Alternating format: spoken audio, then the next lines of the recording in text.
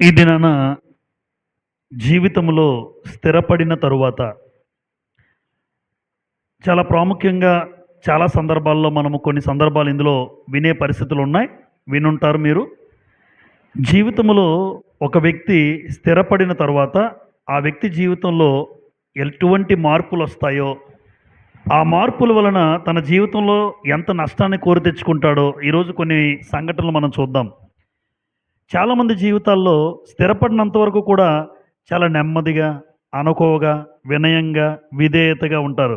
ఒక్కసారి స్థిరపడ్డారనుకోండి జీవితంలో, డబ్బొచ్చేసింది. ఇంకా కళ్ళు కానవు. కళ్ళు నెత్తికెక్కాయంటారు చూసారా? అలా కళ్ళు నెత్తికెక్కిన రాజాది రాజులున్నారు ఇక్కడ. రాజాది రాజులున్నారు. వాళ్ళకే దిక్కు లేదు. చెప్తాను ఈరోజు అందుకు దిక్కు లేదు.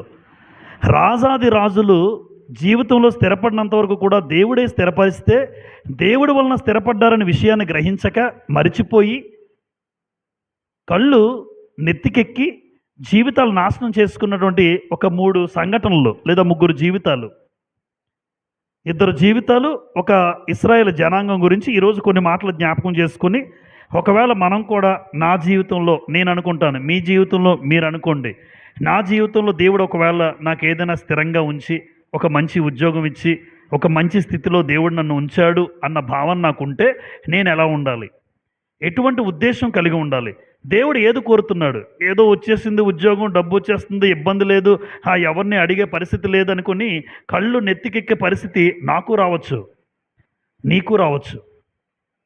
ఆ కళ్ళు నెత్తికెక్కిన పరిస్థితి వచ్చిన కొంతమంది జీవితాలు విన్నప్పుడు గ్రంథంలో దేవుడు రాయించిన తర్వాత, వాళ్ళ జీవితాలు అలా అయితే రేపు పొద్దున్న నా బ్రతుకు కూడా అలాగే అవుతుందా? 100కి 100 రూపాయలు అలాగే అవుతుంది. ఒకవేళ నీకు కూడా స్థిరపడిన తర్వాత కళ్ళు నెత్తికెక్కి ఎవరితో మాట్లాడుతున్నావో తెలియక, ఎక్కడ ఎలా ప్రవర్తిస్తున్నావో తెలియక అటువంటి జీవితం నీది అయితే నీకు అటువంటి గతే పడుతుంది. కనుక ఈరోజు జీవితంలో స్థిరపడిన తరువాత ఇక్కడ ఒక మాట రాశాను, మన చేతి పనిని స్థిరపరిచేది ఎవరు? దేవుడే. వాళ్ళు ఎవరైనా సరే, అన్యులైనా దేవుడిని నమ్ముకున్నా దేవుడు అందరికీ కూడా భౌతికంగా అందరినీ ఆశీర్వదిస్తాడు. గుర్తుపెట్టుకోండి, భౌతికంగా అందరినీ ఆశీర్వదిస్తాడు, తనను నమ్ముకున్నా నమ్ముకోకపోయినా. ఎందుకు? మనమే బాగున్నామేంటి? మనకన్నా బాగున్న వాళ్ళు లేరేంటి?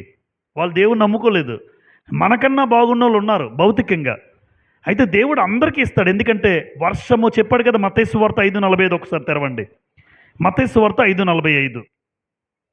యేసుప్రభు మాట్లాడుతూ ఎందుకు దేవుడు, ఎందుకంటే ఆయన ఎప్పుడు పక్షపాతి కాదు, దేవుడు అన్యాయస్తుడు కాదు.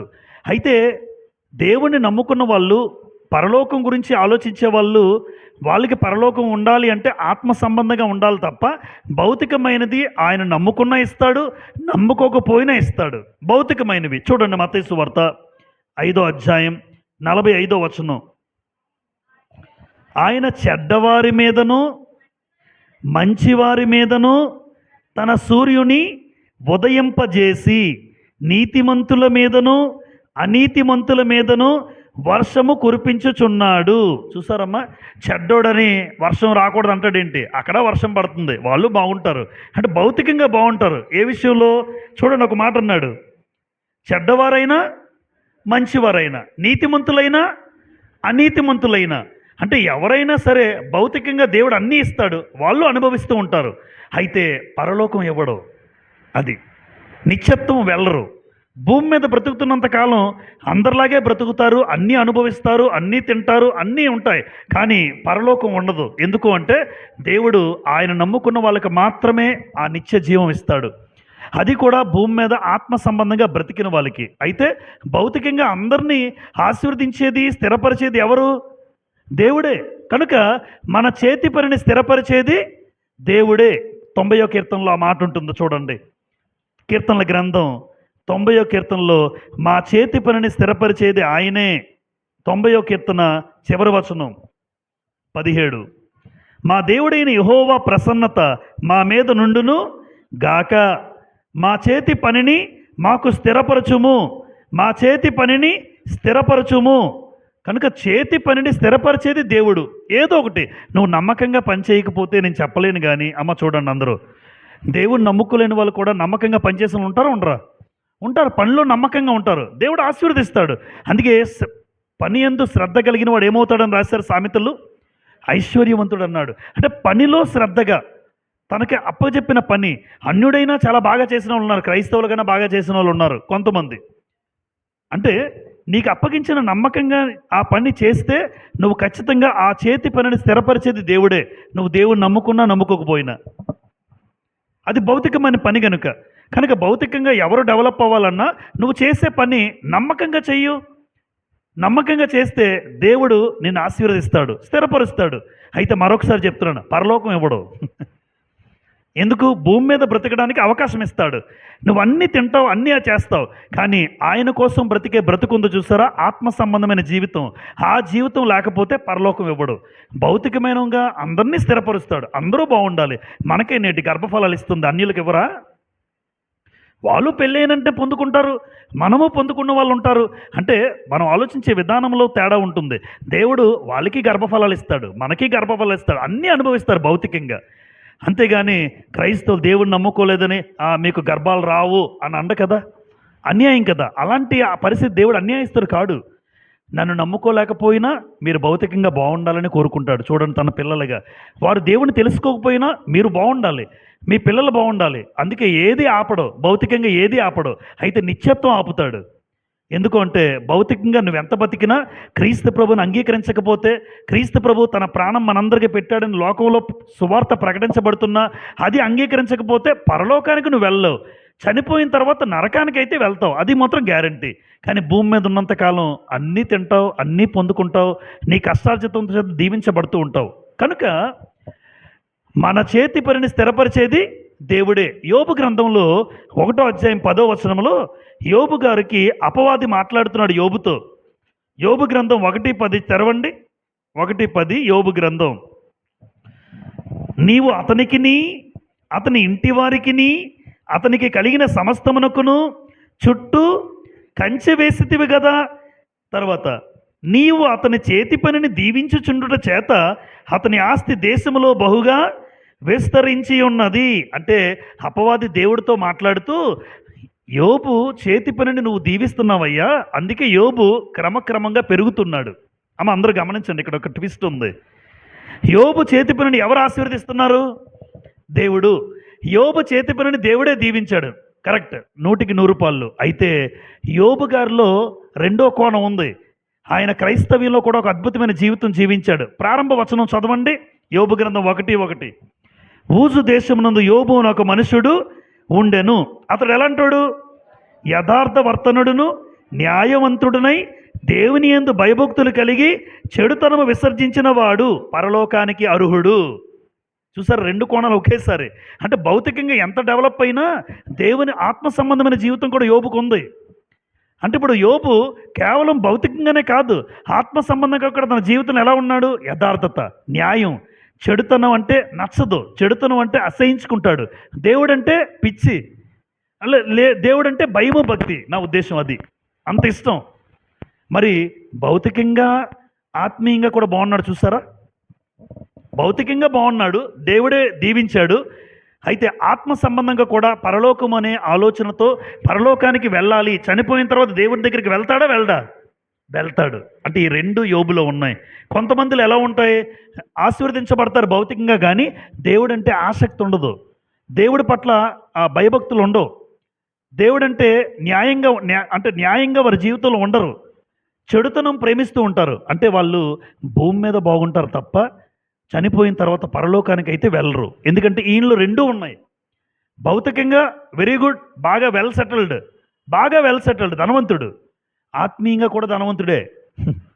భౌతికంగా ధనవంతుడు, ఆత్మీయంగా కూడా ధనవంతుడే. మనలో ఎలా ఉంటారు? ఉంటే డబ్బు ఉంటుంది, ఆత్మీయత ఉండదు. మనలో సంఘాల్లో డబ్బు అయితే ఉంటుంది, ఆత్మీయత ఉండదు. డబ్బు లేకపోయినా పర్వాలేదు, కానీ ఏముండాలి? ఆత్మీయత ఉండాలి.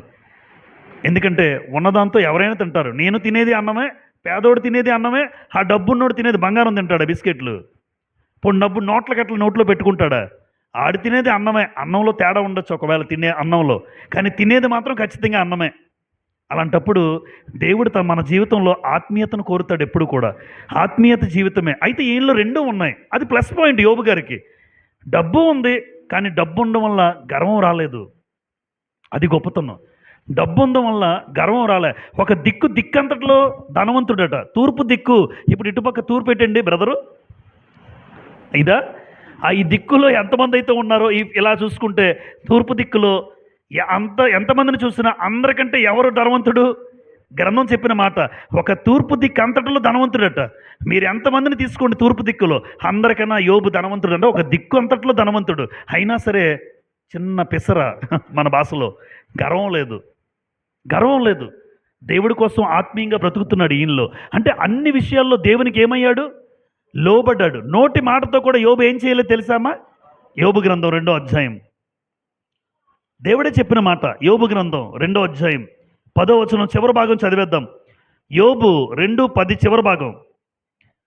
ఈ సంగతులలో ఏ విషయమందును యోబు నోటి మాటతోనైనను పాపము చేయలేదు. వండర్ఫుల్ అండి. నోటి మాటతో బూతులు ఎంతమంది ఆడుతారు? జనరల్గా నోరుప్పితే బూతులు ఆడేవాళ్ళు ఉండొచ్చు, కొండాలు చెప్పేవాళ్ళు ఉండొచ్చు, చాడీలు చెప్పేవాళ్ళు ఉండొచ్చు, సొండి బుద్ధ ఏదో సొండి కబుర్లు, కొండెములు, చాడీలు, లేని వార్తలు, అంటే నోరుప్పితే అలా ఉండొచ్చు. కానీ నోటి మాట చేత కూడా యోబుకి ఏమి లేదు, ఏమాడలేదట. నోటి మాటతో కూడా యోబు పాపం చేయలేదు. ఎంత గొప్ప ఉన్నతుడో చూడండి. ఇది యోబు జీవితం. ఈరోజు మన జీవితాలు కూడా ఎలా అనుకోవాలంటే, నేనేం చెప్తానంటే, ఒకవేళ మీరు ఏ స్థితిలో ఉన్నా, మనం ఏ స్థితిలో ఉన్నా, మనకి ఎంత ఉన్నా ఆ స్థితిలో ఆనందిస్తూ దేవుడు కోరుకున్న ఆత్మీయత కూడా మనలో ఉండాలి. యోబు గారిలాగా ఆయనలో రెండూ ఉన్నాయి. ఒకటే ఉండకూడదు ఎప్పుడు కూడా. అందులోని ఒకటి ఏది ధనం లేకపోయినా పర్వాలేదు. మన క్రైస్తవులకు చెప్తున్నాను, నాకు డబ్బు లేకపోయినా పర్వాలే, కానీ ఆత్మీయతలో నేను బాగుండాలి. ఆత్మీయ జీవితంలో నా జీవితం బాగుండాలి. ఒక భక్తిపరుడిగా నేను కనబడాలి. ఒక ప్రార్థనాపరుడిగా నేను ఉండాలి. ఎల్లప్పుడూ దేవుని వాక్యం అంటే ఆసక్తి ఉండాలి. ఎల్లప్పుడూ దేవుని వాక్యం అంటే పిచ్చి ఉండాలి. అలాంటి వాళ్ళు డబ్బు లేకపోయినా పర్వాలేదు. ఎందుకంటే ఏ రోజుకి ఆ రోజు దేవుడు ఏదో ఒకటి ఏర్పాటు చేస్తాడు మనకి, ఏదో ఒకటి. దాని గురించి ఆలోచించక్కర్లే. ఎందుకంటే దేవుడు వాగ్దానం చేశాడు, తన బిడ్డలకట అడుక్కునే స్థితి దేవుడు రానివ్వడు. అడుక్కునే స్థితి క్రైస్తవులకు దేవుడు రానివ్వడు. ఒకవేళ ఇంకా క్రైస్తవులుగా పేరు చెప్పుకుని అడుక్కున్నా ఉంటే నీ జీవితం బాగోలేదని అర్థం. నువ్వు నిజంగా దేవునికి నమ్మకంగా బ్రతికితే అడుక్కుని చేయి చాచే పరిస్థితి మన దేవుడు మనకు రానివ్వడు. రైట్. ఇప్పుడు జీవితంలో స్థిరపడిన తర్వాత ఇక్కడ చూడండి, వీరిలా ఉండకూడదు అని రాశాను ఇక్కడ. ఎవరిలా ఉండకూడదు? నెంబర్ 1 నేరుగా రెహబాము. ఎవరో చెప్పండి? రాజే. రెహబాము రాజే, సొలొమోను కుమారుడు. నాన్న, రెహబాము ఎవరు కుమారుడు అంటే దావీదు తర్వాత ఎవరు? దావీదు కుమారుడు పేరు సొలొమోను కుమారుడు ఈయనే, ఈ మహాశయుడే, ఈ మహానుభావుడే. ఇప్పుడు సొలొమోనుకు పుట్టాడంటే ఎలాంటి వాడు? సొలొమోను ఎంత జ్ఞాని అంటే, ఒక జ్ఞానవంతుడైన తండ్రికి పుట్టినవాడు, చాలా జ్ఞానవంతుడు. ఎందుకు? సొలొమోను అంతటి జ్ఞానవంతుడు తన తర్వాత కానీ తన ముందు కానీ లేడు అని గ్రంథమే చెప్పేసింది. గ్రంథం చెప్పింది. అలాంటి జ్ఞానవంతుడికి ఒక రెహబాము అన్నవాడు పుట్టాడు. ఈ రెహబాము ఇంకెంత జ్ఞానంగా ఉండాలి? జనరల్గా జ్ఞానవంతుడికి పుట్టినవాడు ఇంకా జ్ఞానం కలిగిన వాడుగా ఉండాలి. కానీ ఈ రెహబాము జీవితం ఒక్కసారి చదువుకుందాం అందరూ. 2వ దినవృత్తాంతాల గ్రంథం 2వ దినవృత్తాంతం మంచి పాఠం. ఎందుకంటున్నానంటే, మనం ఇక్కడ ఉన్నటువంటి మీలో కూడా మంచిగా స్థిరపడచ్చు. ఒకవేళ భవిష్యత్తులో ఉండొచ్చు, యవనస్తులు ఒక వెల్ సెటిల్డ్గా ఉండొచ్చు, ఒక మంచి ఉద్యోగం రావచ్చు, లక్షల్లో జీతం తీసుకోవచ్చు, ఒకవేళ లక్షల్లో తీసుకోవచ్చు. మీరు ఎప్పుడు వీరిలా ఉండకూడదు. నువ్వెంత లక్షల్లో తీసుకున్నా, ఎంత ఉన్నతమైన శిఖరాల మీద కూర్చున్నా వీరిలా ఉండకూడదు. వాళ్ళకి పరిస్థితి ఏమిందో చదువుదాం. 2వ దినవృత్తాంతాల గ్రంథం 12వ అధ్యాయం ప్రారంభ వచనం చూడండి. రెహబాము, 2వ దినవృత్తాంతాలు 12:1. రెహబాము రాజ్యము స్థిరపడి తాను బలపరచబడిన తరువాత అతడును ఇశ్రాయేలీయులందరూ యెహోవా ధర్మశాస్త్రమును విసర్జించిరి. కళ్ళు నెత్తికెక్కాయి మనోడికి. ఇట్లా దేవుని వాక్యాన్ని విసర్జిస్తారా? ఎంత దారుణం చూడండి అమ్మా. దేవుని వాక్యాన్ని విసర్జించాడు ఎవరు? అతడును ఇశ్రాయేల్ అందరూ అన్నాడు. మరి ఇతను రాజు కదా, రాజు ఎలా ఉంటే ప్రజలు కూడా అలాగే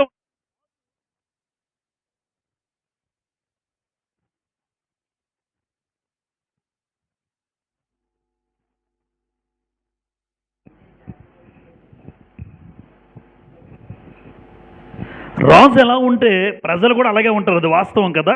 కనుక ఇక్కడ రెహబాము ధర్మశాస్త్రాన్ని ఏం చేశాడమ్మా? వాక్యాన్ని ఏం చేశాడు?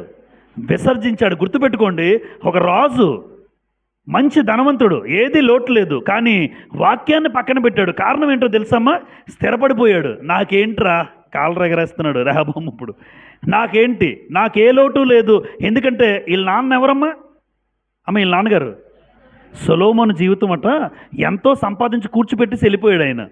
ఎందుకు? సొలొమోను కాలంలో అంతా కూడా స్వర్ణయుగం, అసలు వెండి లెక్కలేదట తెలుసమ్మా. సొలొమోను కాలంలో రాజు పరిపాలిస్తున్నప్పుడు వెండికి లెక్కలేదు. ఇప్పుడు వెండి ఎంత ఉందో? 2000, 3000. ఇప్పుడు మన జీవితంలో వెండైనా గొప్పగా చూస్తాం. సొలొమోను జీవితంలో వెండితో తెచ్చారనుకోండి, ఎవరైనా వెండి తీరా అంటాడు, గోల్డ్ తీసుకురమ్మంటాడు. ఎందుకంటే గోల్డ్కి వాల్యూ సొలొమోను కాలంలో. వెండికి అసలు విలువే లేదని గ్రంథంలో రాయబడి ఉంది. వెండికి విలువ లేదు. మరి అలాంటి తండ్రి సొలొమోనట సంవత్సరానికి సంపాదించే ఆ బంగారం ఎన్ని తులాలు ఎత్తో తెలుసమ్మా? గ్రంథంలో రాయబడిన మాట 1332 తులాల ఎత్తు ఉంటుందట. 1332 తులాల ఎత్తు 1 ఇయర్కి సొలొమోను 40 సంవత్సరాలు పరిపాలించాడు. ఒక సంవత్సరానికి 1332 తులాలు అతనికి ఇచ్చేవలసిందే చుట్టుపక్కల రాజులందరూ. ఇప్పుడు 1332 × 40 ఆలోచించండి మీరు. జస్ట్ నేను ఎగ్జాంపుల్ చెప్తానంటే. అంటే బాగా సంపాదించాడో లేదో. తులాలు 2 తులాలు అమ్మా, 100 తులాలు ఉంటే సెటిల్ అయిపోవచ్చు కదా ఈ రోజుల్లో బంగారాన్ని బట్టి. 1332 తులాలు, కానీ ఒక సంవత్సరానికే. మరి 40 సంవత్సరాలకి వేసుకుంటే ఆలోచించండి. అంటే ఎంతగా వాళ్ళ నాన్న అన్ని ఇచ్చి వెళ్ళిపోయి ఉంటాడు. బాగా ఉంది, అందులో లోటు లేదు. మరి బాగా ఉన్నవాడికి ఏమొస్తుంది? బాగా ఉన్నవాడికి ఏమొస్తుంది అంటే కళ్ళు నెత్తికెక్కుతాయి. నాకేంటి అనుకుంటాడు, మా నాన్న బంగారంలో తొలతూగాడు, నేను బంగారంలో తొలతూగుతాను అనుకుని ఎంత తొలతూగినా మీ నాన్నను కూర్చోబెట్టినవాడు దేవుడు. రెహబాము, మీ నాన్నకు సింహాసనం ఇచ్చింది ఎవరు? దేవుడు. నీకు కూడా సింహాసనం ఇచ్చింది ఎవరు? అలాంటి దేవుడిచ్చిన వాక్యాన్ని విసర్జించకూడదు మీరు. అంటే కళ్ళు నెత్తికెక్కితే వాక్యాన్ని విసర్జిస్తారు. అందుకే మనం జీవితంలో చాలామందికి చెప్తుంటాను నేను ఎప్పుడు, ఏ స్థితికి వెళ్ళినా ఎప్పుడు వాక్యానికి దూరం కాకండి. మీరున్న స్థలాల్లో ఒకవేళ ఈ సంఘం కాకపోతే మీరు ఎక్కడికైనా వెళ్ళండి, కానీ ఒకటి మాత్రం వాస్తవం, మీరు ఇక్కడికే రావాలి, ఎక్కడికైనా వెళ్ళండి, కానీ దేవుని వాక్యానికి మాత్రం దూరం కాకండి. నాకంతా ఉంది, డబ్బు బాగుంది, తినడానికి లోటు లేదు అనిపించినప్పుడు కొంతమంది ఆరాధనకు రానరు, ఆరాధన మానేస్తారు. ఏంటి అంత నిర్లక్ష్యం? ప్రార్థనలు అంటే నిర్లక్ష్యం, వాక్యం అంటే నిర్లక్ష్యం. దేవుడు ఏమనుకుంటాడు? రెహబాము లాంటి జీవితం అన్నీ ఉన్నాయి. అందుకే దేవుని వాక్యాన్ని ఏం చేశాడంటే, ధర్మశాస్త్రాన్ని ఏం చేశాడు? ఈయన విసర్జించాడు. అది దేవుడు ఏమనుకున్నాడు తెలుసమ్మా? ద్రోహం. తర్వాత 2వ వచనం, నేను అక్కడ ఆపాను, మీరు 2వ వచనం ఇప్పుడు చూడండి. 12:2, వారు యెహోవా ఎడల ద్రోహము చేసినందున. ఏం ద్రోహం చేశారండి? మనకు ద్రోహంలా ఉందమ్మా. అంటే వాక్యం పట్ల ఆసక్తి లేకపోతే, వాక్యాన్ని పక్కన పెట్టితే దేవుడు ఎలా చూస్తాడు ఆ వ్యక్తుల్ని? ద్రోహం చేశానా? నేనేం ద్రోహం చేశాను? వాళ్ళు అసలు ఏ ద్రోహం చేయలేదు. వాళ్ళు చేసింది ఏంటి? వాక్యాన్ని విసర్జించారు. అంటే వాక్యాన్ని విసర్జిస్తే దేవుడు దాన్ని ద్రోహంగా చూశాడు. ఈరోజు ఎంతమంది ఉంటారు ఆరాధనకు నిర్లక్ష్యం చేసిన వాళ్ళు? మరి ద్రోహం కాదా? దేవుని వాక్యం వినడానికి నువ్వు రాకపోతే అది ద్రోహం కాదా? ఎందుకంటే నువ్వు ఆల్రెడీ స్థిరపడ్డావు. నువ్వు తినడానికి తిండి, నువ్వు కట్టుకోవడానికి బట్ట ఇచ్చాడు, తినడానికి తిండి ఇచ్చాడు, ఉండడానికి ఇల్లు ఇచ్చాడు. ఇన్ని అంటే నేనేమంటానంటే నువ్వు స్థిరపడ్డావు, పర్వాలేదు నీ జీవితం. మరి స్థిరపడిన తర్వాత ఎవరైనా వాక్యానికి దూరం కావచ్చా? స్థిరపడిన తర్వాత ఎవరైనా వాక్యాన్ని పక్కన పెట్టచ్చా? స్థిరపడిన తర్వాత అసలు దేవుని వాక్యం అంటే ఆసక్తి తగ్గిపోవచ్చా? పెరగాలి. ఎందుకంటే నేను ఈ స్థాయిలో ఉండడానికి కారణం దేవుడు అనుకున్న ప్రతి ఒక్కరు కూడా ఇంకా దేవునికి మరింత దగ్గర అవుతారు తప్ప నాకు తెలిసి దేవుడికి దూరం అవ్వరు. ఈరోజు నేను 4000 నా 5000 నోట్లోకి వెళ్తున్నాయంటే కారణం నువ్వయ్యా అని తెలుస్తున్నప్పుడల్లా నీకు మరింత దగ్గర అవుతాను నేను. అలా అనిపిస్తుంది.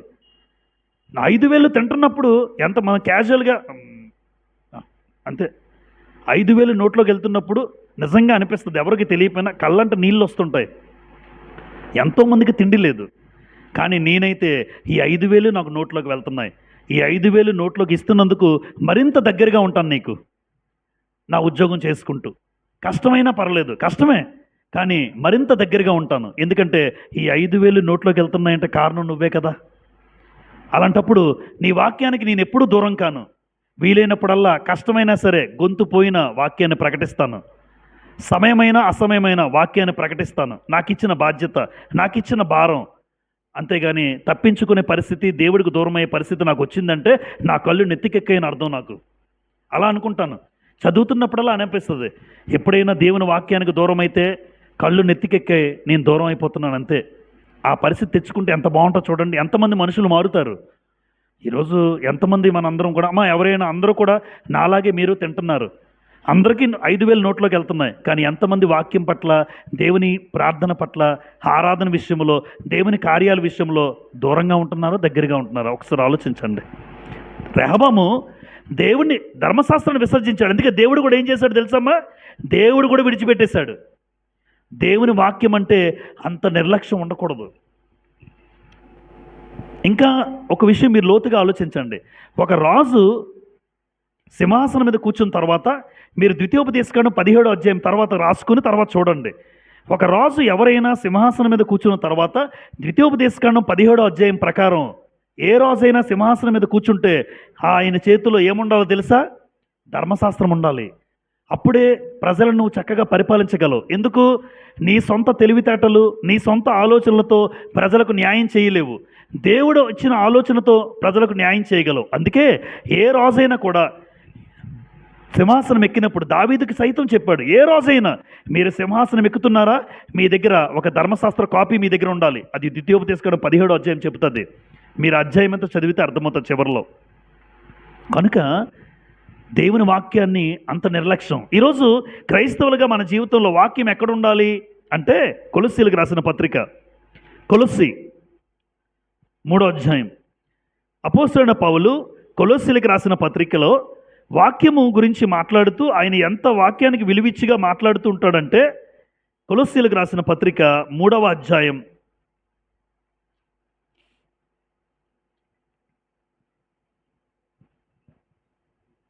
15వ వచనం చూడండి. 3:15. క్రీస్తు అనుగ్రహించు సమాధానము మీ హృదయములలో ఏలుచుండనీయుడి అని చెప్పాడు కదమ్మా. 16 చివరి భాగం సమస్త విధములైన జ్ఞానముతో క్రీస్తు వాక్యము మీలో సమృద్ధిగా నివసింపనీయుడి. సమృద్ధిగా ఏముండాలి? డబ్బు కాదు. సమృద్ధిగా డబ్బు చూసుకుంటున్నారు. సమృద్ధిగా నోట్ల కట్ల కనబడితే సరిపోతుంది మనుషులకి. సమృద్ధిగా మీ హృదయంలో వాక్యం ఉండాలన్నాడు చూడండి పౌలు. మరొకసారి, క్రీస్తు వాక్యము మీలో సమృద్ధిగా నివసింపనీయుడి. సమృద్ధి అంటే అర్థం ఏంటమ్మా? సమృద్ధి అంటే లోటు లేకుండా. లోటు లేదు. ఈరోజు ఎంతమందికి వాక్యం లోటు ఉంటుంది? చాలామందికి వాక్యం లోటు ఉంటుంది. మనం అందరం పరిపూర్ణులమ్మ ఇందులోని. వాస్తవానికి ఇందులో ఎవరూ పరిపూర్ణులు కాదు. మనం ఎవరికీ రాదు వాక్యం. మనం ఎవరూ పరిపూర్ణులు కాదు. కానీ పౌలు ఏమంటున్నారు తెలుసమ్మా? వాక్యము సమృద్ధిగా మీలో ఉండాలి. సమృద్ధిగా మీలో ఉండాలి, అది కోరుతున్నాడు. ఎందుకు అంటే, వాక్యం ఎవరిలో అయితే ఉంటుందో ఆ వ్యక్తి వేసే ప్రతి అడుగు చాలా అద్భుతంగా ఉంటుంది. వాక్యం ఎవరిలో అయితే ఉంటుందో ఆ వ్యక్తి తీసుకునే ప్రతి నిర్ణయం కూడా చాలా అద్భుతంగా ఉంటుంది. వాక్యం ఎవరిలో అయితే ఉంటుందో ఆ వ్యక్తి జీవితంలో ఎప్పుడూ అవమానం రాదు, నింద రాదు. అందుకే స్థిరపడిన తర్వాత ఎప్పుడు రెహబాములా ఉండకండి. మనం ఉండకూడదు. ఆయన కూడా స్థిరపడ్డాడు, దేవుడు స్థిరపరిచాడు. బలపరచబడిన తర్వాత వాక్యాన్నే పక్కన పెట్టేశాడు, దేవుని ధర్మశాస్త్రాన్ని విసర్జించాడు. అందుకే దేవుడు తన వాక్యాన్ని ఎప్పుడైతే విసర్జించాడో దేవుడు కూడా అతన్ని పక్కన పెట్టేశాడు. మీకు ఒకసారి 138వ కీర్తన చెప్పాను రీసెంట్గా. 138వ కీర్తనలో ఒక మాట 2వ వచనం చెప్పాను. మీలో ఎంతమంది గుర్తుందో? దేవుడు తన నామానికంటే దేన్ని గొప్ప చేశాడు చెప్పాను. వాక్యాన్ని గొప్ప చేస్తాడు. అంటే దేవుడు తన నామము, యెహోవా నామము కంటే దేవుడు తన వాక్యాన్ని గొప్ప చేశాడు. మరి వాక్యాన్ని గొప్ప చేసినప్పుడు రెహబాము ఆ వాక్యాన్ని ఏం చేశాడు? విసర్జించాడు. దేవుడే తన నామము కంటే వాక్యాన్ని గొప్ప చేసినప్పుడు ఆ వాక్యాన్ని మనం కూడా గొప్పగా తీసుకోవాలి. ఆ వాక్యం మనలో ఉండాలి. అంతేగాని వాక్యాన్ని విసర్జించిన రెహబాము తర్వాత మీరు కిందకి చదివితే చరిత్ర 2వ దినవృత్తాంతాలు 12వ అధ్యాయం శత్రువుల చేతికి అప్పగిస్తాడు ఈయన్ని. శత్రువులు వచ్చి ఈ వ్యక్తి జీవితాన్ని నాశనం చేస్తారు. అంటే చేజేతులారా ఒక రాజుగా ఉన్న తర్వాత, స్థిరపడిన తర్వాత మనుషులకు ఎప్పుడు కూడా ఏమి రాకూడదు అంటే, మన జీవితంలో ఎప్పుడు దేవుని బట్టే మన జీవితాలు, ధర్మశాస్త్రాన్ని వాక్యాన్ని దూరమయ్యే పరిస్థితి ఎప్పుడూ రాకూడదు. మీకు రాకూడదు, నాకు రాకూడదు. అందుకే ఎప్పుడు వాక్యానికి దగ్గర కావాలని చెప్తుంటాను. ఎప్పుడు వాక్యానికి దగ్గరగా ఉండాలి. అప్పుడే మన జీవితంలో దేవుడు ఆయన ఇచ్చింది ప్రతిదీ గుర్తుంటుంది. ప్రసంగి 2:25 ఎప్పుడు చెప్తాను. ప్రసంగి 2:25 ఆయన సెలవు లేక భోజనము చేసి సంతోషించుట ఎవరికి సాధ్యం? దేవుడు సెలవైంది కనుక మనం అదే చెప్తాను. మూడు పూట్ల నేను తింటున్నాను. దేవుడు తినమన్నాడు కనుక ఆయన తినకుండా చేయగలడు. 3 పూట్ల తినకుండా చేయగలడు. ట్యాబ్లెట్లతోనే బతికేటట్టు కూడా చేయగలడు. కొంతమంది ట్యాబ్లెట్లతోనే బతుకుతున్నారు పాపం. 3 పూట్ల తింటున్నామంటే ఆయన పెట్టిన భిక్షే కదమ్మా. కనుక జీవితంలో ఎప్పుడూ కూడా వాక్యాన్ని ఎప్పుడూ నిర్లక్ష్య పెట్టద్దు. వాక్యం ఎప్పుడు సమృద్ధిగా మీ లోపల నివసింపనీయుడి. 2 ఎవరైనా ఎవరు? ఈయన ఒక రాజు. రెహబాము తర్వాత మనకి చరిత్ర చూసుకుంటే దావీదు, సొలొమోను, రెహబాము, అబీయా, ఆసా, యెహోషాపాతు, యెహోరాము, ఇలా రాజుల చరిత్ర కిందకి వెళ్తూ ఉంటే ఒక ఆయన వస్తాడు. ఆయన పేరు ఉజ్జియా. 2వ దినవృత్తాంతాల గ్రంథం 26వ అధ్యాయం చూడండి. 2వ దినవృత్తాంతముల గ్రంథం 26వ అధ్యాయం. 2వ దినవృత్తాంతముల గ్రంథం 26వ అధ్యాయం 16వ వచనం అందరూ తెరిచి చూడండి. 2వ దినవృత్తాంతాలు 26:16. అయితే అతడు స్థిరపడిన తరువాత ఏమొచ్చింది? అతడు మనసున గర్వించి చెడిపోయెను, కొవ్వెక్కింది అనాలి. ఆ మాటలు సూటబుల్ వీళ్ళకి. స్థిరపడిన తర్వాత ఆయనకేమో కళ్ళు నెత్తికెక్కాయి, ఈయనకేమో మనసు కొవ్వెక్కింది. స్థిరపడిన తర్వాత మనసున గర్వించి బాగుపడ్డా చెడిపోయాడా? చెడిపోయెను అని రాస్తుంది చూసారా? 26:3. ఇంతకీ ఈయన ఎవరో? 26:3 ఉజ్జియా ఏలనారంభించినప్పుడు, అంటే ఇదంతా ఎవరికి సంబంధించింది? ఇప్పుడు ఆ ఉజ్జియా అన్నవాడు 16వ వచనంకి వచ్చేసరికి స్థిరపడిన తరువాత ఏ మనిషికైనా ఎప్పుడైనా గర్వం ఎప్పుడు వస్తుంది? ఎప్పుడు వస్తుంది అంటే ఎప్పుడైనా మీ జీవితంలో యవనస్తులారా వింటున్నారా? ఆడుకోవద్దు పిల్లలతోనే. యవనస్తులు తల్లిదండ్రులు ఉన్నారు, ఇక్కడ పిల్లలు ఉన్నారు. ఎప్పుడైనా మీరు బాగుంటారు, భవిష్యత్తులో మీరు బాగుండాలి కూడా. నా కోరిక అదే. ఎప్పుడైనా మీరు మంచి ఉద్యోగాలు రావాలి, మాకన్నా మీరు బాగుండాలి, అన్ని విషయాల్లో మీరు బాగుండాలి, ఎవరైనా బాగుండాలి, అదే కోరుతాం. అయితే ఒకటి, మీరు ఎంత బాగున్నా స్థిరపడ్డాక అన్నీ వస్తున్నప్పుడు, ఏ లోటు లేనప్పుడు దయచేసి ఇగో ఇలా ప్రవర్తించద్దు. గర్వం అనేది రాకూడదు, మనస్సున గర్వం రావద్దు ఎప్పుడు కూడా. కొంతమంది స్థిరపడిన తర్వాతే కదమ్మా గర్వం వస్తుంది. లేనంత వరకు ఏ 20,000 30,000 వచ్చాయనుకోండి బాగానే ఉంటారండి. లక్షలు చూశారనుకోండి ఒక్కసారిగా, మిగతా వాళ్ళందరూ చీపే, మిగతా వాళ్ళందరూ చులకనగా అనిపించవచ్చు కొంతమందికి. అందరూ అలా ఉంటారని మళ్ళీ చెప్పను నేను. కానీ ఎక్కువ శాతం ఎలా ఉంటారు? ఇలాగే ఉంటారు. ఎక్కువ శాతం ఎవరోనండి, యోబులంటూ ఎవరో అలాంటి రేర్ పీసులు ఉంటాయి, రేర్ పర్సన్స్ ఉంటారు. యోబు ఆయన స్థిరపడ్డాడు, అన్నీ బాగున్నాయి, అయినా సరే దేవుడు అంటే బాగున్నాడు. కానీ అలాంటి వ్యక్తులు ఈరోజు లేరు కదా సమాజంలో, క్రైస్తవ సమాజంలో. కొంచెం పెరిగితే ఆ మనిషిని పట్టుకోలేం. నా అంతటోడు లేడురా అంటాడు. పక్క వాళ్ళని చూసినప్పుడు చీపుగానే కనిపిస్తారు. మరి నీకన్నా తక్కువ జీతం కదా, నీకన్నా తక్కువే కదా మేము, అలాగే అనిపించచ్చు ఎవరికైనా. కానీ ఒకటి మాత్రం వాస్తవం, ఉజ్జియా ఇక్కడ ఒక మాట రాశాను చదవండి. దేవుని వలన ఆశ్చర్యకరమైన సహాయము ఎవరి వలన పొందుకున్నాడు? ఇది ఏదో నేను రాయలేదు, అక్కడే చూడండి. 15వ వచనం అందరూ చూడండి. 15 చివరి భాగం, 15వ వచనం, 26:15 చివరి భాగంలో, అతడు స్థిరపడు వరకు అతనికి ఆశ్చర్యకరమైన సహాయము కలిగెను గనుక అతని కీర్తి దూరముగా వ్యాపించెను. ఇంతకీ ఆశ్చర్యకరమైన సహాయం చేసిన వ్యక్తి ఎవరో? ఆయనే. ఆశ్చర్యకరమైన సహాయము ఎవరు చేశారు?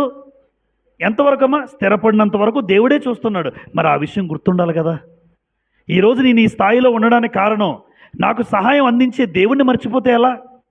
ఆయన కనబడకపోవచ్చు నీకు, ఆయన కనబడ్డు, కానీ నువ్వు పొందుకుంది ఎప్పుడు కూడా నాకు ఉద్యోగం వచ్చిందంటే కారణం దేవుడే కదమ్మా, ఆయనే. ఇది నా సొంత శక్తి, నా సొంత బలం, నా కష్టార్జితం అనుకోకూడదు. సరైన సమాధానాలు గుర్తించగలిగే జ్ఞానం లేకుండా ఆ సమయానికి మర్చిపోయాను అనుకో, నేను చదివింది మర్చిపోయాను అనుకోండి, 0 మరి చదివింది గుర్తుపెట్టుకునే స్థితి నాకు ఇచ్చింది ఆయనే కదా. ఏదైనా అడిగినప్పుడు చెప్పగలిగే సామర్థ్యం ఇచ్చింది ఆయనే కదా. ఇవన్నీ గుర్తు తెచ్చుకుంటే అసలు మనిషిలోకి గర్వం ఎందుకు వస్తుంది? మనిషిలోకి గర్వం ఎందుకు వస్తుందంటే, నువ్వు స్థిరపడింది దేవుడిని మర్చిపోయావు. నీ స్థిరపడింది నీ శక్తి అనుకుంటున్నావు, నీ బలం అనుకుంటున్నావు. అలా మనుషులు ఆలోచించే ఉజ్జయ కూడా అలాగ ఆలోచించాడు. కానీ ఆశ్చర్యకరమైన సహాయం దేవుడు చేశాడు అని మర్చిపోయాడు. ఈరోజు నీ స్థాయిలో ఉండడానికి కారణం దేవుడు అన్న విషయం మర్చిపోయాడు. ఏదో డెవలప్ అవుతాం మనం కూడా, కొన్ని పాఠాలు నేర్చుకోవచ్చు మనం. డెవలప్ అయిన తర్వాత ఎప్పుడూ నీ మనసులోకి గర్వం రాకూడదు, ఎప్పుడూ రాకూడదు. అందుకే ఏదో ఒక మాట చెప్తానమ్మా, సామెత లాంటిదే ఒక వర్షన్ ఉంది. అన్నీ ఉన్నాయని ఏదో ఉప్పొంగిపోకు అంటారు, ఏది లేదని కృంగిపోకు. అంటే ఏది లేనప్పుడు ఏం రాకూడదు మనకి, ఏమీ లేనప్పుడు కృంగిపోవద్దు అంటున్నాడు దేవుడు. అలాగే అన్నీ ఉన్నాయని పొంగిపోకు. అన్నీ ఉన్నాయని పొంగిపోవడం కాదు, అన్నీ ఉన్నా ఏమీ లేకపోయినా ఎల్లప్పుడూ దేవుని కలిగి ఉన్న బ్రతకడం మనం నేర్చుకోవాలి. ఉజ్జియా జీవితం నుంచి చూడండి, మనసును గర్వించి ఏమయ్యాడు? చెడిపోయాను. ఇప్పుడు గర్వం గురించి ఒక మాట, సామెతలు 16:18 యవనస్తులు. Very good. నాశనానికి ముందు గర్వము నడుచును, పడిపోవడానికి ముందు అహంకారమైన మనసు. నువ్వు పడిపోతావు, నాశనమే. ఎప్పుడు గర్వము అహంకారము ఎవరికైతే తల బిరుసు తల పొగరు ఎవరికైతే ఉంటాయో, నీకున్న డబ్బును బట్టో, నీకున్న అందాన్ని బట్టో, నీకున్న అధికారాన్ని బట్టో, నీకున్న పేరును బట్టో, నీకున్న బ్యాక్గ్రౌండ్ బట్టో, నీకున్న ఆస్తిపాస్తులు బట్టో, నీకున్న పొలాలను బట్టో, ఏ రకంగా నువ్వు చూసుకున్నా తల బిరుసు తల పొగరు మనసులో గర్వం అహంకారం వస్తే నీ నాశనం, నువ్వు పడిపోతావు. సామెతల గ్రంథం 16:5లో కూడా ఒక మాట, సామెతలు 16:5 చదువుదాం. సామెతల గ్రంథం 16:5. గర్వ హృదయులందరూ యెహోవాకు ఇష్టులు అనుందా? అది మీరు చెప్తారని. గర్వ హృదయులు అంటే గర్వముతో ఉన్నటువంటి హృదయము కలిగిన వారు యెహోవా దేవుడికి అసహ్యం అని రాశాడు. అసహ్యం. అప్పుడు ఉజ్జియా అసహ్యించుకుంటాడు, దేవుడు ఇష్టపడతాడా? ఎందుకంటే మనసులో గర్వం వచ్చింది. అరే నేనిచ్చానని మర్చిపోయాడు, సహాయం నా వల్ల పొందుకోవడాన్ని మర్చిపోయాడు. ఇర్మియా గ్రంథం 50వ అధ్యాయం. ఇర్మియా గ్రంథం. ఇలాంటి గర్వ హృదయాలందరికీ దేవుడు అసహ్యమైతే, అసహ్యమే కాదు దేవుడికి విరోధులు అని రాస్తుంది గ్రంథంలో. 50వ అధ్యాయం ఇర్మియా తెరిచారా? 31, 32. ఇర్మియా 50, 31, 32. ప్రభువును సైన్యములకు అధిపతియునగు యెహోవా వాక్కు ఇదే, గర్విష్ఠుడా నేను నీకు విరోధినై ఉన్నాను. గర్విష్ఠులకు ఎవరు విరోధి? దేవుడే విరోధి. ఈరోజు ఒకవేళ ఇక్కడున్న వాళ్ళలో మనలో ఎవరికైనా గర్వం ఉంటే నీకు కూడా విరోధి ఎవరు? దేవుడు అని గుర్తుపెట్టుకో. అప్పుడే అనిపిస్తుంది, అమ్మో దేవుడు నాకు కాకూడదు, దేవుడు నాకు విరోధి కాకూడదు, అపవాది నాకు విరోధి. దేవుడు విరోధి అయితే నీ బ్రతుకుకు అర్థం ఉండదు ఇంకా. మరి ఎవరికి దేవుడు విరోధి అవుతాడు? ఇర్మియా గారు చెప్తున్నారు, ఎవరైతే గర్వం కలిగి బ్రతుకుతారో వారికున్న ఆధిక్యతను బట్టి, మరలా చెప్తున్నాడు, వారికున్న ప్రతి దాన్ని బట్టి గర్వం ఎప్పుడైతే ప్రవర్తిస్తావో నీకు దేవుడు విరోధి. కానీ నువ్వేమనుకుంటావు? స్తుతులు స్తోత్రము, స్తుతి స్తోత్రం. నువ్వు స్తుతి స్తోత్రం అంటున్నావు కానీ మనసులో ఉన్న గర్వం తీయట్లేదు తల్లి తండ్రి. నీ మనసులో గర్వం తీసేస్తే అప్పుడు దేవుడు నీకు మిత్రుడు అవుతాడు. లేదంటే ఎన్నిసార్లు నువ్వు స్తుతి స్తోత్రాలు చెప్పు, నీ మనసులో గర్వం అనేది ఉంటే ఎప్పుడూ నీకు దేవుడు విరోధే. ఎందుకంటే గ్రంథంలో చెప్పేశాడు ఆల్రెడీ, గర్వం లేకుండా బ్రతకాలి. తర్వాత నీ దినము వచ్చుచున్నది, నేను నిన్ను శిక్షించు కాలము వచ్చుచున్నది. 32. గర్విష్ఠుడు తొట్టిల్లి కూలును. పడతాడు, ఎప్పుడు పడతాడు. అందుకే పైకి ఎగిరి పడకూడదు. ఎగిరి పడుతుంటారు కొంతమంది, ఎగురుతూ ఉంటారు, ఏదో రోజు పడిపోతారు కిందన, ఏ రోజు పడిపోతాడు. ఎందుకంటే కన్ను కానక ప్రవర్తిస్తున్న పరిస్థితి ఉజ్జియా జీవితంలో. ఆఖరికి ఏమయ్యాడు తెలిసి ఈయన? ఏ రోగం వచ్చింది? కుష్ఠరోగం వచ్చింది. కుష్ఠరోగం ఎక్కడ పెట్టాడు దేవుడు? అందరూ చూశారట. ఆఖరి కుష్ఠరోగం వస్తే వెలివేయాలి కదా. ఇక్కడి నుంచి ఇది మందిరం అనుకోండి, మందిరంలోకి రాకూడదు, ఊర్లోకి రాకూడదు. ఎక్కడో పాడుబడి బంగ్లా ఉంది, చివరిలో చిన్నది కట్టేశాడు వాళ్ళ కొడుకు. ఆయన కొడుకు కట్టి, నాన్న నువ్వు ఇక్కడే ఉండు అంటే ఆ రూమ్లోనే ఉన్నాడట ఒక్కడే. చివరి వరకు కుష్ఠరోగంతోనే చచ్చాడు. ఎవరు చూసారా? స్థిరపడిన తర్వాత నీకు గర్వం రాకుండా ఉంటే బాగున్న ఉజ్జియా జీవితం. నువ్వు దేవుడు నాకు ఈ స్థితి ఇచ్చాడు అని ఎప్పుడు తగ్గించుకుని బ్రతికితే నీ బ్రతుకు బాగున్ను. ఎప్పుడైతే నిన్ను నువ్వు హెచ్చించుకున్నావో, ఎప్పుడైతే నీ మనసులో గర్వం వచ్చిందో, దేవుడు కుష్ఠరోగం పెట్టాడు, ఒక రోగం పెట్టాడు. ఆ రోగం చచ్చిపోయినంత వరకు అక్కడే ఉన్నాడు. ఆ అధ్యాయం చివరిలో కనబడుతుంది. ఆఖరికి కుష్ఠరోగంతోనే చచ్చిపోయాడు. కనీసం ముట్టుకోవడానికి కూడా ఎవరు వెళ్ళరు. ఎందుకంటే కుష్ఠరోగి వెలివేయబడతాడు. ఆఖరికి కన్న కొడుకు కూడా చూడడానికి వెళ్ళడానికి అవకాశం లేదు.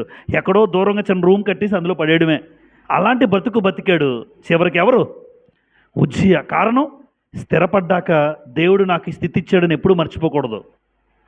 అందుకే మీ జీవితాల్లో కూడా ఒకవేళ మీ పిల్లలు బాగా చదువుతున్నారు, మీరు ఒక మంచి ఇల్లు కట్టుకున్నారు, ఎప్పుడు ఏ స్థితిలో మీరు పొందుకున్నా ఎప్పుడూ రాకూడదు. పక్క వాళ్ళని చూసి కానీ, ఇరుగు పొరుగు వాళ్ళని చూసి కానీ మన స్థితిని మనం హెచ్చించుకొని ఎదుటివాడిని ఎప్పుడు తోలనాడి తేలిగ్గా తక్కువ అంచనా వేసి హీనంగా నీచంగా మాట్లాడకూడదు. ఆ స్థితి దేవుడు చూస్తాడు. నిజంగా నువ్వు గర్వంతో మాట్లాడుతున్నావో లేదో దేవుడికి తెలుసు. నెంబర్ 3 ఎవరమ్మా? ఇశ్రాయేలీయులు. అబ్బా, మంచి జనాంగం. వీళ్ళ గురించి అమ్మ నేను ఎన్నిసార్లు చెప్పుంటాను. ఎందుకంటే ఏ పాఠం చెప్పినా తిరిగి తిరిగి ఎవరి దగ్గరకు వస్తాం? వీళ్ళ దగ్గరకు వచ్చామంటే వీళ్ళు చెడ్డోళ్ళని మళ్ళీ పొరపాటు. వాళ్ళ నుంచి దేవుడు మనమే నేర్చుకోవాలి. మనం ఒక పాఠం. ఎందుకంటే వాళ్ళు దేవునికి ఇష్టమైన జనాంగం. ఈరోజు క్రైస్తవులు కూడా దేవునికి ఇష్టమైన, వాళ్ళు చేసిన పొరపాట్లు మనం చేయకూడదు. ఇప్పుడు ఇశ్రాయేల్ ఏం చేశారు అంటే, ఐగుప్తు దేశంలోంచి దేవుడు కానాను దేశానికి నడిపించాడు. ఇది అందరికీ తెలిసిన సత్యమే. ఐగుప్తు దేశంలో వాళ్ళకి ఏముంది తెలుసా? తిండి లేని స్థితి, బానిస బ్రతుకు, నీచమైన స్థితి. ఇంకా బాగా చెప్పాలంటే కుక్క బ్రతుకు. వాళ్ళ కాలి కింద బ్రతికే బ్రతుకు. ఎప్పుడు? ఎక్కడ? మరి ఇలాంటి ఐగుప్తు దేశంలో ఇలాంటి స్థితిలోంచి దేవుడు కానాను నడిపించి పాలు తేనెలు ప్రవహించి, అమ్మ పాలు తేనెలు అంటే ఒక ఆయన అడుగుతున్నాడు, పాలు తేనె ఎక్కువ ఉంటాయా కానాల్లో అంటున్నాడు. పాలు తేనెలు అమ్మరుగా నువ్వుగా వెళ్ళిపోగలవు. పాలు తేనెలు ఉండవు అక్కడ. అంటే పాలు తేనెలు కాస్ట్ కదా ఇప్పుడు తేనె. పాలు తేనెలు ప్రవహించే దేశం అంటే ఏ లోటు ఉండదు. అక్కడ నిర్మాణం కానీ, అక్కడ పంటలు కానీ, అక్కడ సారవంతమైన భూములు కానీ, అంటే దానికి లోటు లేదు. అంతేగాని పాలు తేనెలు ఉంటాయని కాదు. అక్కడ సమృద్ధి కలిగినటువంటి ప్రాంతం అది, సమృద్ధి గల దేశం అది. అక్కడ ఏ లోటు ఎవరికీ ఉండదు. దాన్ని ఒక ఒక వివరణాత్మకంగా అందరికీ అర్థమవ్వాలని పాలు తేనెలను రాశారు. రైట్. ఇక్కడ ఇశ్రాయేల్ ఎలా తిన్నారట? కడుపారా. అమ్మ కడుపారా తిన్ని అంటే అర్థం ఏంటి? కడుపారా తిన్నాం అమ్మ. కడుపు నిండా పుష్టిగా భోంచేయడం. చిన్న ఖాళీ కూడా ఉండదు. ఎందుకంటే ఈ ఖాళీ ఉన్న దాంట్లో ఐస్ క్రీమ్ పెట్టేస్తాం మనం. ఇక్కడ వెళ్ళిపోద్ది. ఏదున్నా ఎక్కడో దగ్గర పెట్టేస్తాం, మొత్తం ఫుల్ అయిపోవాలి. అలాంటి అద్భుతమైన స్థితిని తిండి విషయంలో, బట్ట విషయంలో, ఆఖరికి ఇంకో విషయం, ఇల్లు కట్టుకోలేదు. ఎవరి ఇల్లు? కనానీయులు, హిత్తీయులు, హివ్వీయులు, యబూసీయులు, గిర్గాసీయులు, 7 జాతులు ఉన్నాయి. ఈ 7 జాతులు అక్కడ ఆల్రెడీ చాలా సంవత్సరాల నుంచి ఉన్నారు. వాళ్ళు ఏం కట్టేసి ఉంటారు? వాళ్ళని ఎల్లగొట్టాడు. ఇగో ఇల్లు ఈ ఇల్లు మీరు తీసుకోండి, ఆ ఇల్లు మీరు తీసుకోండి అంటే ఇశ్రాయేలు కానాను దేశంకి వెళ్ళి ఇల్లు కూడా కట్టుకోలేదు. కట్టిన ఇల్లు దేవుడు కూర్చోబెట్టాడు. ఇంకెంత బాగుందండి, మనకిచ్చిన బాగుండు అమ్మ. మనకి ఇల్లు లేవు కొంతమందికి. అంటే కట్టుకోకుండా అంత స్థితి ఇచ్చాడు వాళ్ళకి. మీకు అర్థం కావడానికి చెప్తున్నాను అంతే. ఇల్లు కట్టుకోలేదు, పంటలు ఏమైనా వేశారా? వాళ్ళ పంటలే మీరు తినేశారు, వాళ్ళ ఇంట్లో మీరు ఉంటున్నారు. అన్నీ దేవుడు మీకు ఇచ్చాడు, వాళ్ళనేమో వెళ్ళగొట్టాడు. మరి అంత అద్భుతమైన స్థితి ఇచ్చినప్పుడు ఎంత కృతజ్ఞత కలిగి బ్రతకాలి ఇశ్రాయేలీయులు. వీళ్ళు ఏమైనా రూపాయి డబ్బు పెట్టారా అక్కడ ఉండడానికి? పావలా పెట్టలేదు వీళ్ళు. అయినా సరే దేవుడు వాళ్ళ జీవితంలో వాళ్ళకి ఏమొచ్చింది తెలుసమ్మా? అక్కడ ఒక మాట రాసి చూడండి. మనసున మదించి దేవుణ్ణి స్తుతింపలేదట. నోరు విప్పి కనీసం దేవుడికి స్తుతులు, స్తోత్రములు, కృతజ్ఞతలను చెల్లించలేదట. ద్వితీయోపదేశకాండం 8వ అధ్యాయం చివరగా ఈ సంఘటన చూసి మనం ముగించుకుందాం. ద్వితీయోపదేశకాండం 8వ అధ్యాయం అందరూ తెరిచి, ఇశ్రాయేలు కానాను భూభాగంలోకి వెళ్ళిన తర్వాత దేవుడు వాళ్ళకి ఇచ్చే స్థితిని ముందుగానే చెప్తున్నాడు. ఇంకా వెళ్ళలేదు, వాళ్ళు వెళ్తారు. వెళ్ళిన తర్వాత మీ స్థితి ఇలా ఉంటుందని చెప్పిన తర్వాత కూడా వాళ్ళు ఎలా ఉన్నారో చూడండి. ద్వితీయోపదేశకాండం 8వ అధ్యాయం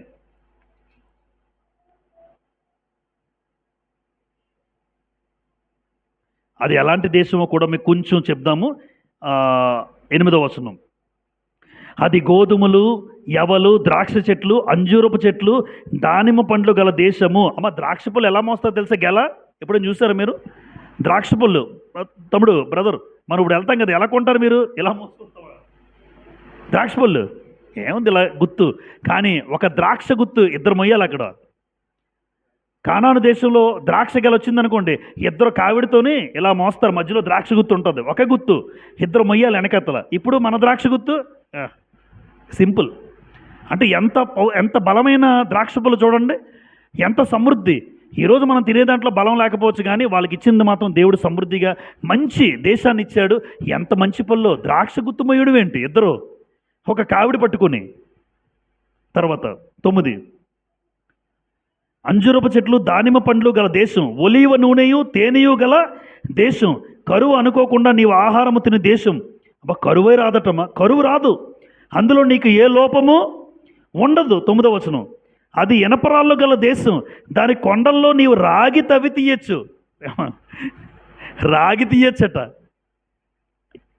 10వ వచనం అండర్లైన్ చేసుకున్నామా, నీవు తిని తృప్తి పొంది నీ దేవుడైన యెహోవా నీకు ఇచ్చిన మంచి దేశమును బట్టి ఆయననేం చేయాలి, ఇది ముందే చెప్పాడు. నువ్వు తిను, తృప్తిగా ఉండండి మీ కుటుంబాలు, అయితే మీ కుటుంబాలు దేవుని స్తుతించండి అన్నాడు. అమ్మ తప్ప? మీరు హ్యాపీగా ఉండండి, మీరు అన్నీ తినండి, అన్నీ అనుభవించండి.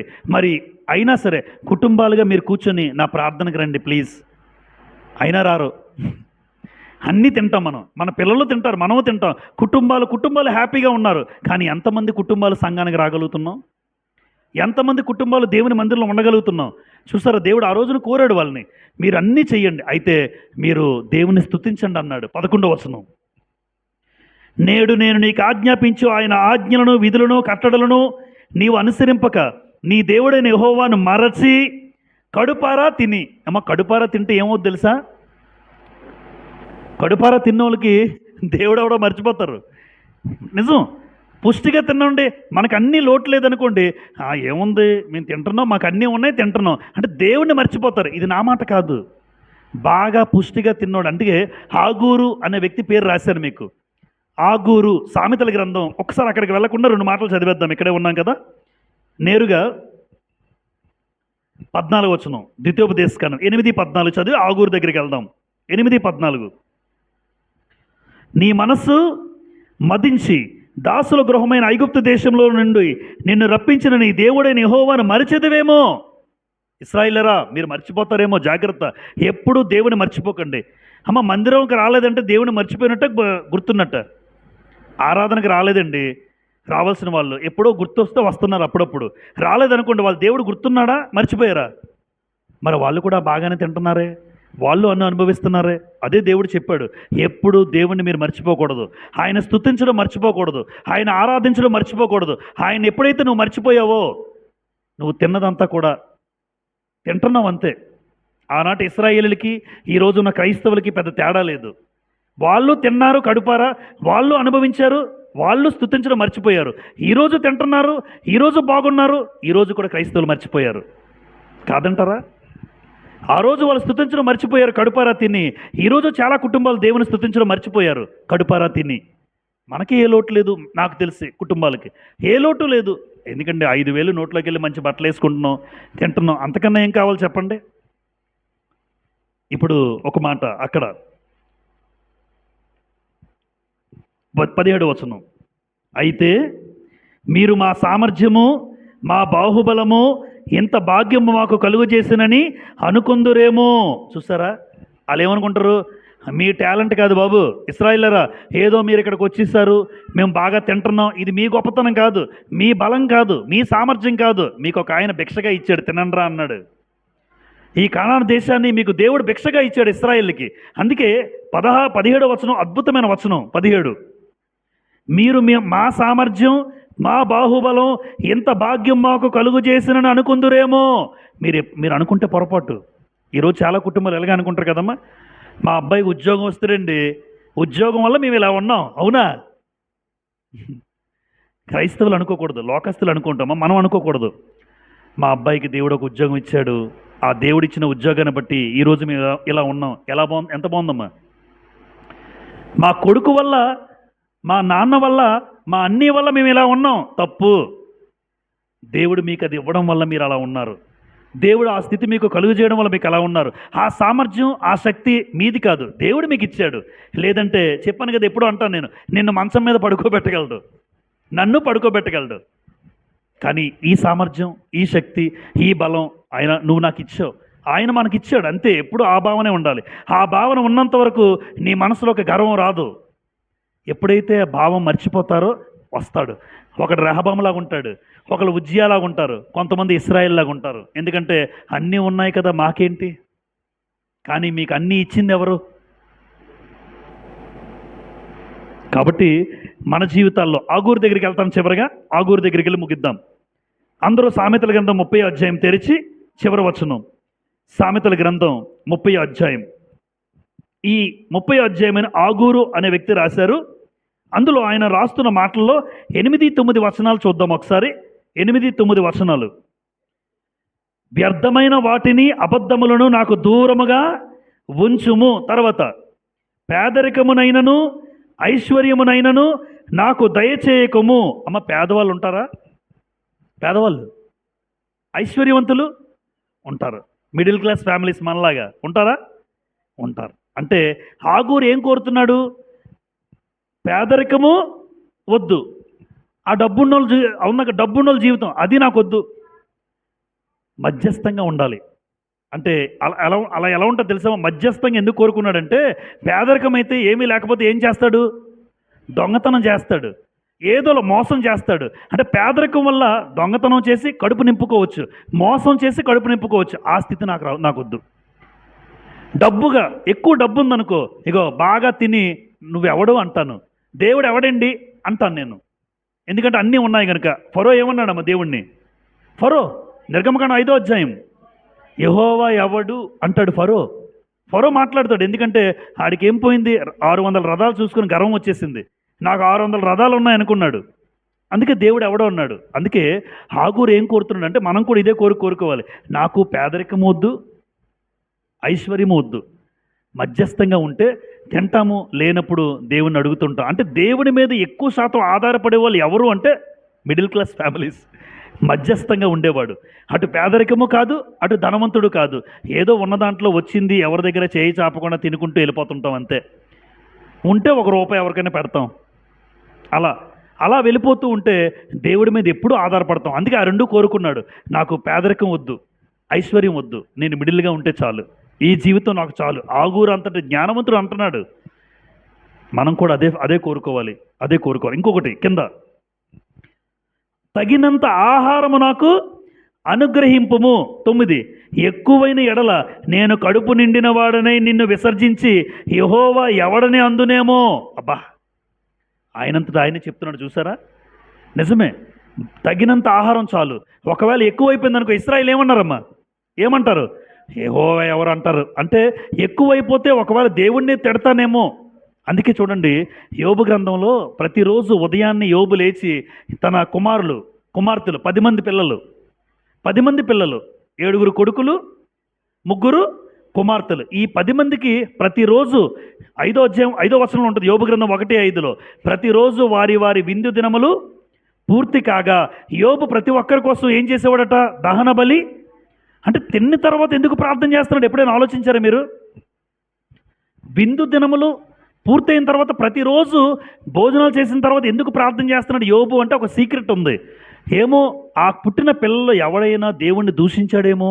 ఎందుకు? కడుపు నిండితే ఏమొస్తారు? దేవుణ్ణి దూషిస్తారు. కడుపు నిండిన వాడు, ఇక్కడ అన్నాడు ఆగూరు, ఎవడైనా కడుపు నిండితే దేవుడు ఎవడండి అంటాడేమో. నా పిల్లలు ఎవరు అలా అనకూడదు. అందుకే ప్రతి ఒక్కరి కోసం ప్రతిరోజు యోబు ప్రార్థన చేసేవాడు భోజనాలు చేసిన తర్వాత. ఆ విందు భోజనం అంటే ఎలా ఉంటుందో మీకు తెలుసు కదా. విందు భోజనం అంటే ఒక ఐటమ్ ఉండదు, నెంబర్ ఆఫ్ ఐటమ్స్ ఉంటాయి. దాన్నే విందు భోజనం అంటారు. మనం ఇంట్లో తినేది విందు భోజనం అనరు. ఏమంటాం మనం? భోజనం అంటాం. ఎందుకంటే ఒక కూర, ఒక సాంబారు. విందు భోజనంకి వెళ్తాం కొన్ని సందర్భాల్లో, అలా ఒక ఐటమ్ ఉండదు, నెంబర్ ఆఫ్ ఐటమ్స్ ఉంటాయి. అది విందు భోజనం. అంటే విందు భోజనం తింటే కడుపు నిండా సుష్టిగా తిన్న తర్వాత ఖచ్చితంగా మనకి ఎవరిని లెక్క చేయం, మనకు అన్నీ కలిగితే. అందుకే యోబు భయపడి నా పిల్లలు ఎప్పుడు దేవుణ్ణి దూషించకూడదు, ఒకవేళ ఎవరైనా దూషించారేమోనని ప్రతిరోజు ప్రార్థన చేస్తున్నాడట. ఎందుకంటే కడుపు నిండిన వాడు దూషిస్తాడు. గ్రంథాన్ని బట్టి దేవుడు మాట్లాడుతున్నాడు. కాబట్టి జీవితంలో స్థిరపడిన తరువాత యోబు తన జీవితంలో అన్నీ కలిగి ఉన్నా, అటు ఆత్మీయ స్థితి కలిగి ఉన్నాడు, అటు భౌతికంగా కూడా ధనవంతుడే. కానీ ఎప్పుడూ గర్వం లేదు, ఎప్పుడు ఎవరిని తోలనాడలేదు, ఎవరిని హీనంగా చూడలేదు, ఎవరిని తక్కువ చేసి మాట్లాడలేదు. పైగా నోటి మాట చేత కూడా యోబు పాపము చేయలేదు. అతని ఆత్మీయ స్థితి చాలా గొప్పది. కానీ జీవితంలో స్థిరపడిన తర్వాత ఈరోజు నాతో సహా ఇక్కడ ఎంతమంది అయితే ఉంటున్నారో, లేదా దీని ద్వారా ఎంతమంది అయితే భవిష్యత్తులో వింటారో, ఎప్పుడు రెహబాములాగా స్థిరపడిన తర్వాత దేవుని వాక్యాన్ని పక్కన పెట్టకూడదు. ఈరోజు ఎన్నో కుటుంబాలు, సంఘాల్లో దేవుని వాక్యానికి దూరం అయిపోయిన వాళ్ళు ఉన్నారు మనకు తెలిసి. ఎంతోమంది దేవుని వాక్యానికి దూరం అవుతున్నారు. అయితే నేనేమంటానంటే, నువ్వు కావద్దు, నేను కాకూడదు. ఎంతోమంది దూరం అవుతారు, అవనవండి, ఎంతోమంది దూరం అవ్వచ్చు, కానీ నేను కాను, నేను ఎప్పుడూ కాను అన్న తీర్మానం చేసుకోవాలి. ఒకరు వచ్చినా, ఇద్దరు వచ్చినా, ముగ్గురు వచ్చినా నేను కాలేదు కదా, నాకు పెద్ద ఇబ్బంది ఉండదు. ఎందుకంటే వాక్యానికి నేను దూరం కాలేదు అన్న ధైర్యం ఉంటుంది నాకు. ఎందుకు? దేవుడిచ్చిన స్థితి, దేవుడిచ్చిన ధన్యత. ఈరోజు ఈ స్థితిలో ఉన్నాం, నేనైనా మీరైనా. కాబట్టి మనకిచ్చిన స్థితిని బట్టి ఎప్పుడు దేవుని వాక్యాన్ని విసర్జించకూడదు, దేవుని వాక్యాన్ని పక్కన పెట్టకూడదు. రైట్. ఉజ్జియా దేవుని వల్ల సహాయం పొందుకొని మనసులో గర్వించాడు, స్థిరపడ్డాక గర్వించాడు. ఈయన స్థిరపడ్డాక గర్వించాడు, ఈయన స్థిరపడ్డాక గర్వించాడు. ఇశ్రాయేలు సహితము వాళ్ళ స్థితి ఏంటో తెలుసు కదమ్మా. అమ్మ, ఎప్పుడైనా మీ అందరికీ తెలుసు, చాలామంది మీలో ఒకప్పుడు తిండి లేని స్థితి కదమ్మా. ఎక్కువ మంది ఉండొచ్చు మీలో ఎవరైనా, ఒకవేళ తప్పుగా అనుకోకండి. నాకైతే ఒకప్పుడు పచ్చడి మెతుకులు తినే బతుకు, అంతే. చల్లదన్ను, ఆఖరికి ఒక నిమ్మకాయ, అంతే నా స్తోమత. కొన్ని సందర్భాల్లో, కొన్ని రోజులు గడిచినప్పుడు అలాంటి స్థితిలోంచి అన్నం తినగలుగుతున్నానంటే మీరు ఆలోచించండి. ఈరోజు ఏది కావాలంటే కొనుక్కునే స్తోమత దేవుడిచ్చాడంటే నేను గర్వించచ్చా? ఈరోజు ఏది కావాలన్నా వెంటనే కొనుక్కోగలిగే స్తోమత దేవుడిచ్చాడు, అలాంటప్పుడు నేను గర్వించచ్చా? ఆ గర్వం మనస్సులో కూడా రాకూడదు. ఎందుకంటే ఈ బ్రతుకు ఇలా బ్రతకడానికి కారణం ఆయన.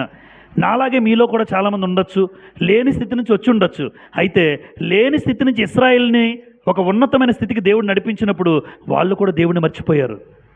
అంటే మనం అలా ఉండకూడదనే ఉద్దేశంతో దేవుడు మాట్లాడుతున్నాడు. వాళ్ళ మనసులో గర్వించారు, మదించారు, దేవుణ్ణి మర్చిపోయారు. మా గొప్పతనం, మా సామర్థ్యం, మా బాహుబలం అనుకున్నారు. మన సామర్థ్యం కాదు, మన బలం కాదు. ఆయన ఇస్తేనే నీకు బలం, ఆయన ఇస్తేనే నీకు సామర్థ్యం, ఏదైనా సరే, ఏదైనా సరే. కాబట్టి మీరు ఏ ఉన్నతమైన స్థితికి యవనస్తులు ఎప్పుడు ఎదిగినా, ఒక మంచి స్థితిలో మీరున్నప్పుడు ఖచ్చితంగా మీ జీవితంలో నీకు స్థిరపరిచింది దేవుడే, ఈరోజు ఈ స్థాయిని నీకు ఇచ్చింది దేవుడే అని ఎల్లప్పుడూ కృతజ్ఞత కలిగి బ్రతికితే ఖచ్చితంగా అది జీవితంలో స్థిరపడిన తర్వాత ఆ జీవితాన్ని దేవుడు కోరుతున్నాడు తప్ప రెహబాములాగా, ఉజ్జియాలాగా, ఇశ్రాయేల్లాగా ఉండకూడదు. యోబులాగా భౌతికంగా నువ్వు బాగున్నావు, ఆత్మీయంగా కూడా నువ్వు ఇంకా బాగుండాలి. భౌతికంగా బాగుండాలి, ఆత్మీయంగా ఇంకా బాగుండాలి. ఆ స్థితిని మనందరం కలిగి ముందుకు వెళ్ళాలని నన్ను నేను హెచ్చరించుకుంటూ ఒక మాట రాశాను అక్కడ. మనం ఎలా ఉన్నాం ఆలోచించగలరు అని పెట్టి క్వశ్చన్ మార్క్.